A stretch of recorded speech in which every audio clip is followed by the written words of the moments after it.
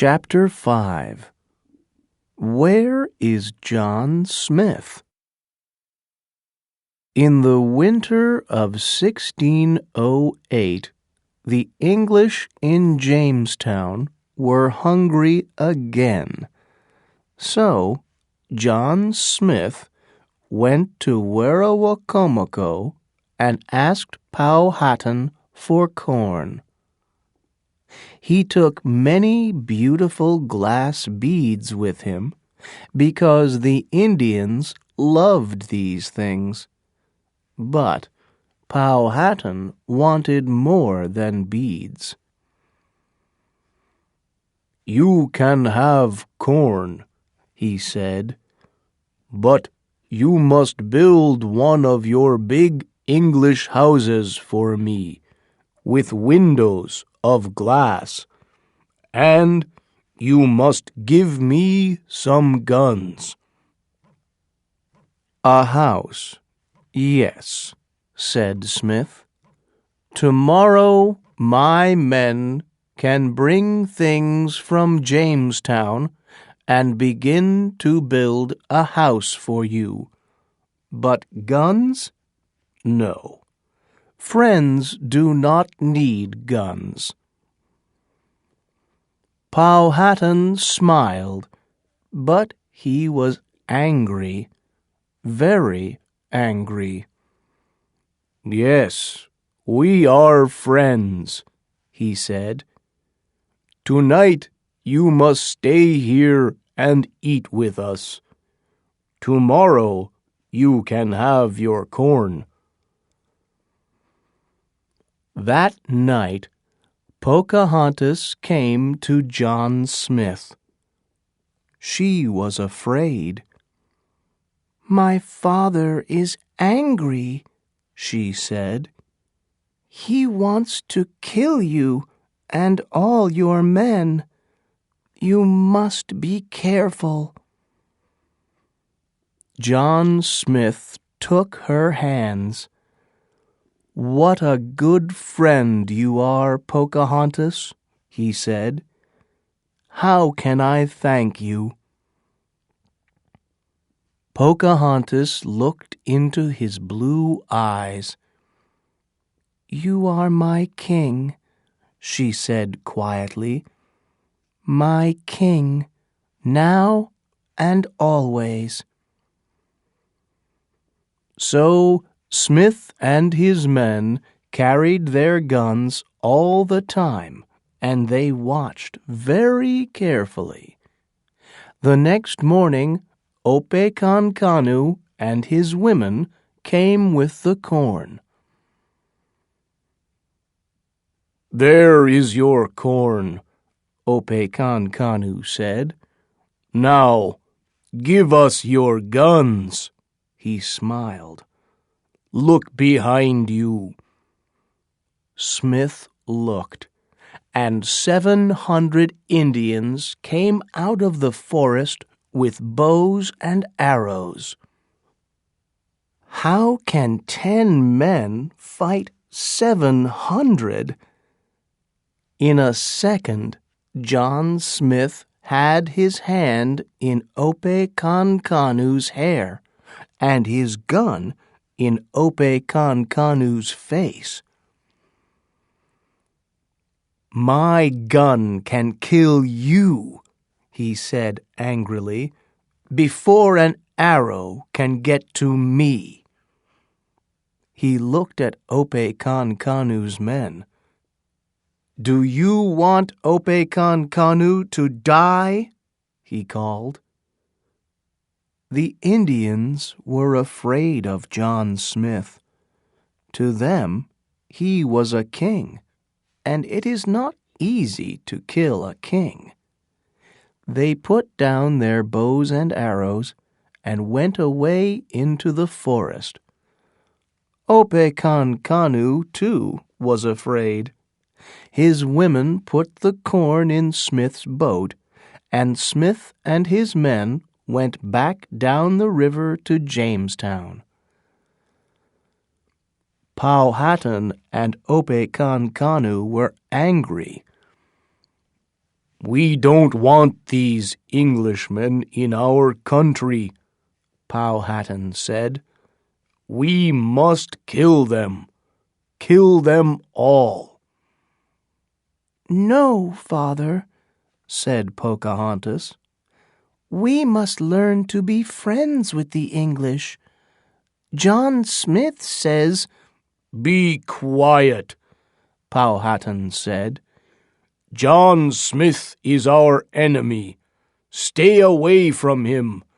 Do you understand?" "But you gave him to me, father. Do you remember? I loved his blue eyes then, and I love them now. I cannot stay away from him." Pocahontas did visit John Smith after that, but not very often. It wasn't easy for her. There was often fighting between the English and the Indians now, and dead men do not make friends. More ships and more men came from England, and more guns. Jamestown was now a town of 500 people, 500 hungry people. The English wanted the Indians' corn, and the Indians wanted the Englishmen's guns. One day, in October 1609, Pocahontas went to Jamestown, but she could not find John Smith. "Where is he?" she asked some Englishmen. "Smith? He left Jamestown a month ago," one man said. "He had a bad accident with some gunpowder. He was very ill. So he went home to England." "Ill?" Pocahontas said. "John Smith is ill?" "Yes," the man said. "It was a very bad accident, and 6 weeks on a ship. Perhaps he's dead now." Did he leave a letter for me?" Pocahontas asked. The man laughed. "A letter for you, little girl? But you can't read. Why? Is it important?" "No," she said. "It's not important." But of course it was. She went away into the forest and cried for a long time. Where was John Smith, her Englishman with blue eyes, the color of the sky?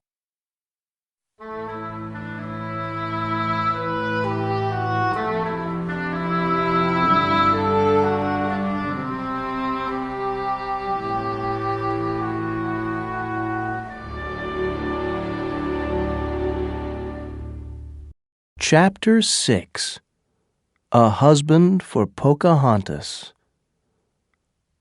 For 4 years after that, things were very bad. Sometimes Pocahontas tried to help the English, but to Powhatan and Opechancanough, the English were enemies, and they wanted to kill them all. Powhatan gave the English no more corn. His men came at night to Jamestown and took guns and other things. When they found Englishmen in the forest or by the river, they killed them and took their guns. And so Powhatan now had many guns in Werowocomoco. The new leaders of Jamestown were very unhappy about this. "How can we stop Powhatan?" they said. We must get those guns back from him."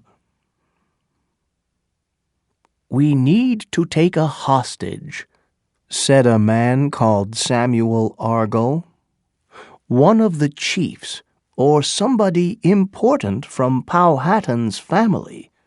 Then we can talk to Powhatan. We can give him back the hostage when he gives us the guns, but not before." "Powhatan has a daughter, Pocahontas," said an older man. "He loves her very much, they say." In 1613, Pocahontas was 19. She lived now with her father's friend, Iapassus, and his wife. Iapassus was friendly with the English, and so it was easy for Samuel Argall. He came to Iapassus's village in his ship. "I have many beautiful things from England in my ship," he told Iapassus. "They are all for you, but first you must give me something. You must bring Pocahontas onto my ship and leave her here." So Iapassus took Pocahontas onto the ship, and Argall locked her in a room. Pocahontas was very angry. "I'm sorry," Argall said to her, "but you must come with me to Jamestown. Your father must stop fighting us, and he must give us back our guns. Then you can go home." So Pocahontas went to Jamestown and stayed there. At first, Powhatan was angry. He wanted his daughter. But then he looked at his guns, and he wanted them more than his daughter. "We can kill the English with these guns," he said to Opechancanough. "Pocahontas likes the English. She can stay in Jamestown, and the guns can stay here." There were many women in Jamestown now, and Pocahontas soon made new friends. The English women liked her very much. She stayed in their houses, played with their children, and spoke English all the time. After some months, one of her new friends asked her, "Are you happy here with us, Pocahontas? Would you like to go home to your people?" "The English are my people now," said Pocahontas. "But perhaps one day your father," said her friend. "My father," said Pocahontas, "likes his guns better than his daughter. They are more important to him. This is my home now, and I am very happy here." One of her new friends was a man called John Rolfe. Pocahontas liked him. Rolfe was a tall man with brown eyes. He liked Pocahontas, too, and visited her nearly every day. He smiled a lot and often laughed happily. One day he said, "Pocahontas, I have something important to say to you. We are good friends, I think, and, well, we can be more than friends. I need a wife, Pocahontas, and you are the most beautiful woman in Jamestown, and the most interesting woman, too. I love you, Pocahontas, and I want to marry you." At first, Pocahontas didn't say anything. John Rolfe was a nice man, but a long time ago, she remembered, she wanted to be the wife of a different John. "But I'm never going to see John Smith again," she thought. "He's dead. I must forget about him." She smiled at John Rolfe. "Yes, John," she said, "I would very much like to be your wife." And so, on the 5th April, 1614, an Indian girl married an Englishman in the church in Jamestown. Pocahontas's father did not come, but Opechancanough was there, with many of her people. "Your father is happy for you," Opechancanough told her. Pocahontas was happy too. John Rolfe was a good husband, and a year later they had a little son, Thomas. Pocahontas loved him very much.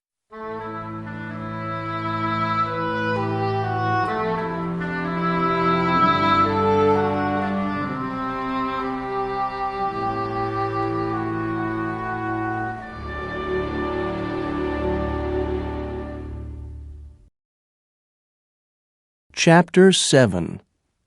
England.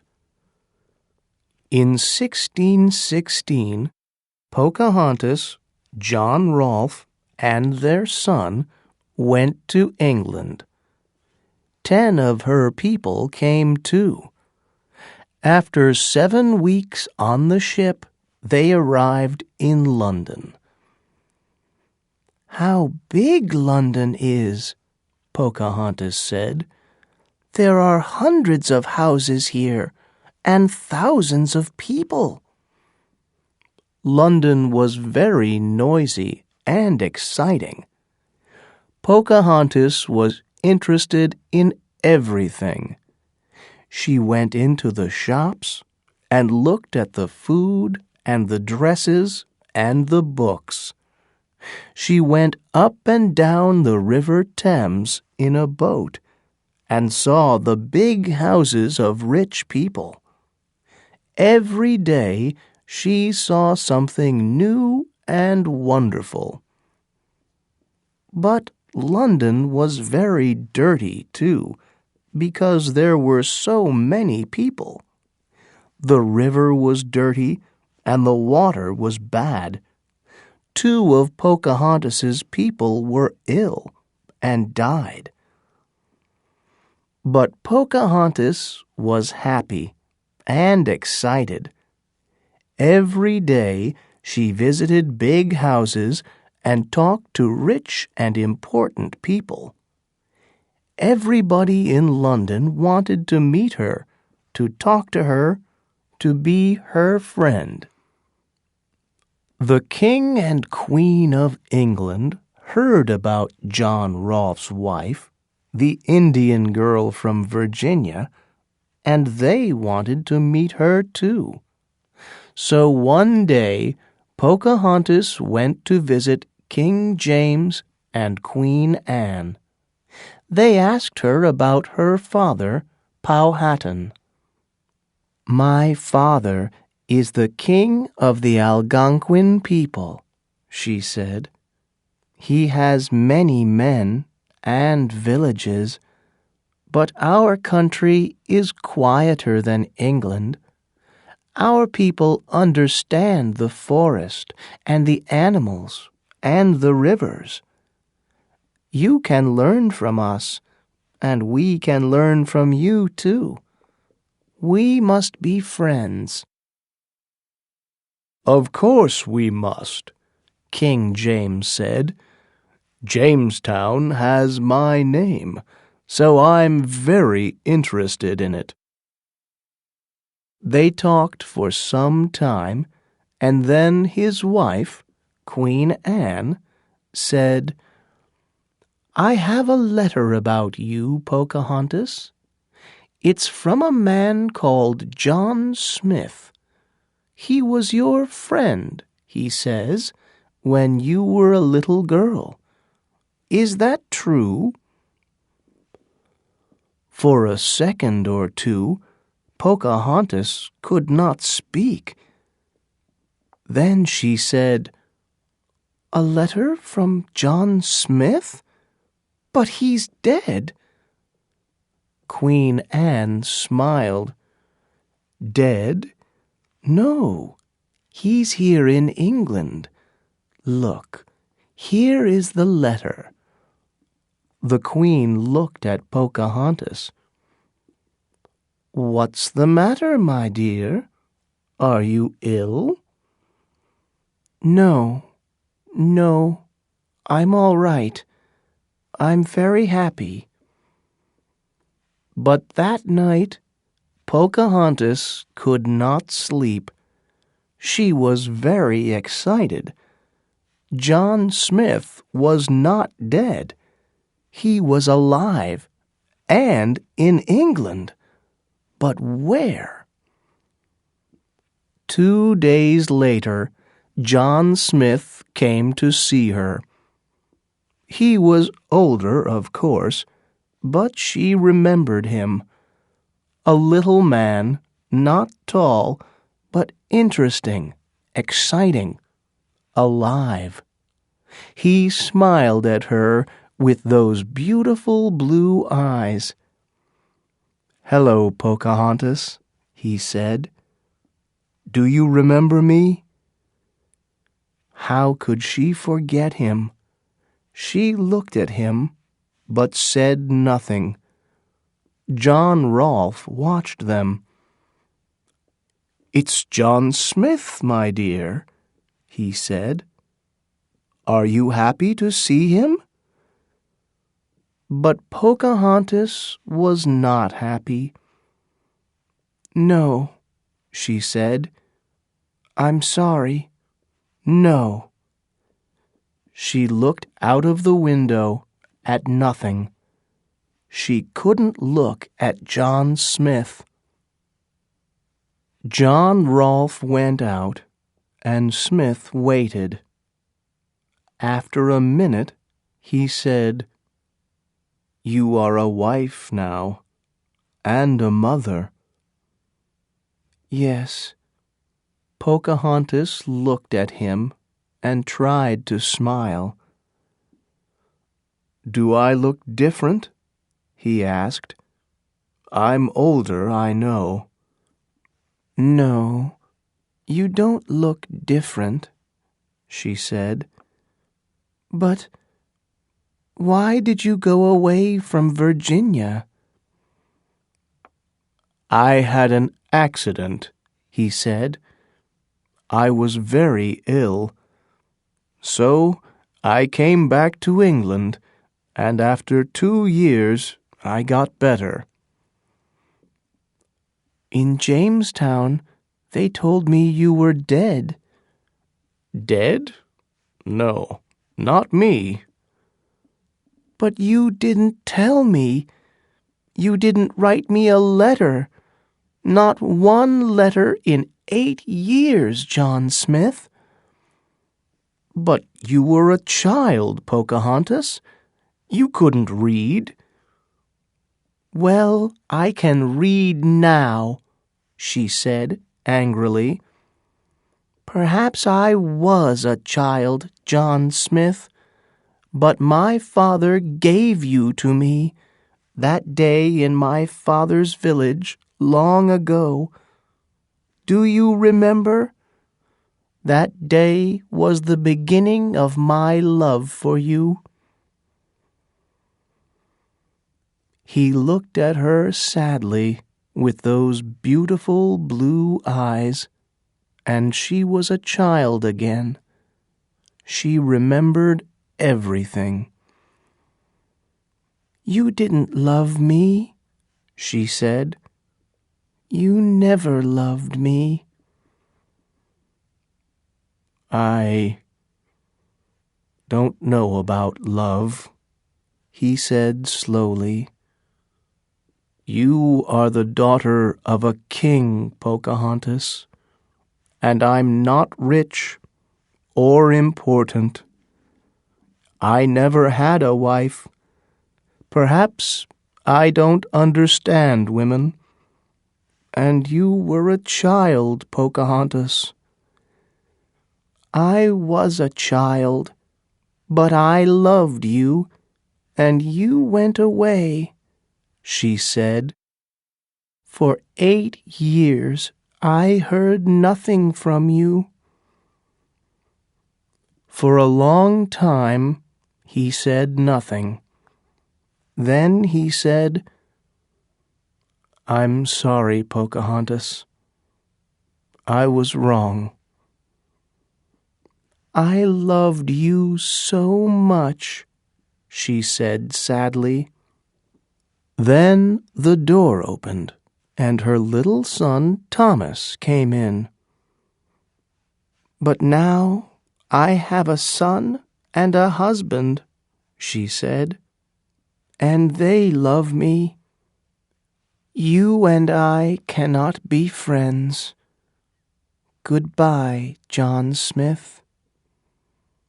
"Goodbye, Pocahontas."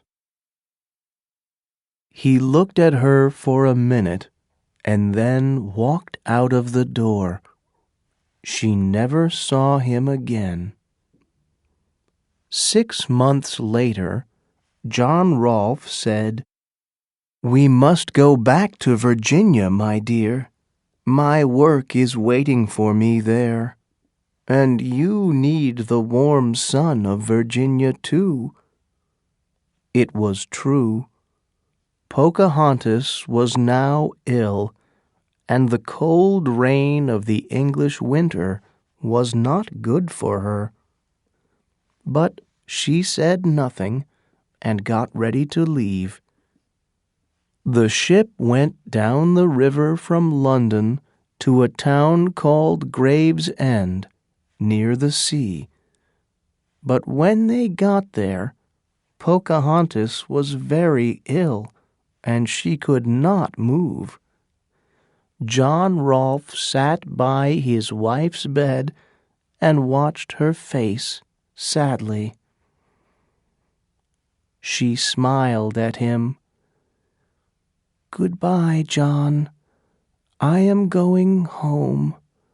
Home to the forests and rivers of my country." Pocahontas died in Gravesend in March 1617. She is famous for 2 things. She was the first American woman to marry an Englishman and come to England, and she was a good friend to the English when they first went to Virginia.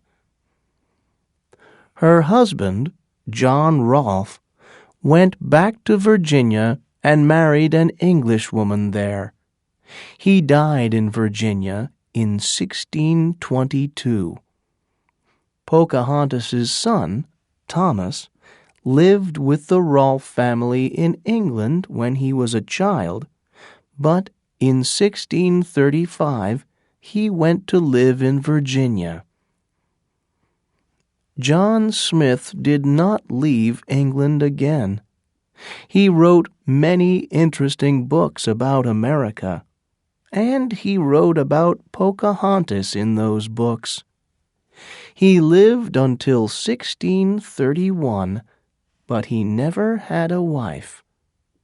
Perhaps he could not forget the sad, dark eyes of Pocahontas when she said goodbye to him for the last time.